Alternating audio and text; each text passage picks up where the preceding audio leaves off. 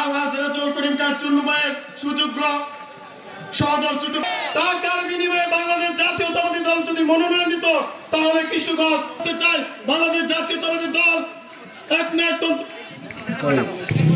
বিসমিল্লাহির রহমানির রহিম।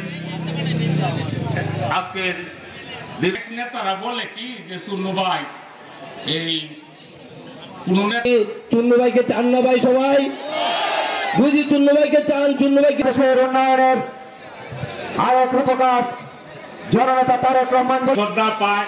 চুন্নু ভাই যদি নমিনেশন পায় তাহলে এই কিশোরগঞ্জের শহর নেতৃত্বে একটা বিশাল মিছিলে আমাদের মধ্যে আগমন করেছেন। আমরা মিছিলকে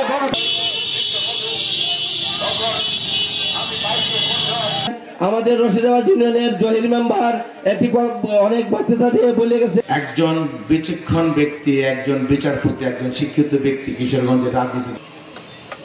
পূর্ব পাকিস্তানে পশ্চিম পাকিস্তানের চেয়ে বীর মুক্তিযোদ্ধা আলহাজ রাজুল করিম খান চুন্নু।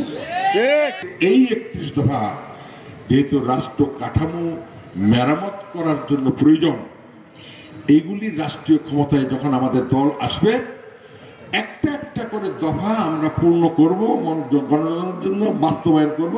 মানুষ তখন বুঝতে পারবে 31 দফার 8 নম্বর দফা, 31 দফার 22 নম্বর দফা, 31 দফার 1 নম্বর দফা পূরণ করা হলো। তখন মানুষ বুঝতে পারবে যে এই 31 দফাটা এভাবে পূরণ। যদি রাষ্ট্রীয় ক্ষমতায় বিএনপিকে আপনারা না আনেন তাহলে তো ওই 31 দফা এই লিফটেটের মধ্যেই বিএনপি থেকে যাবে, সীমাবদ্ধ থাকবে, ওই কাজ তো করতে পারছে না।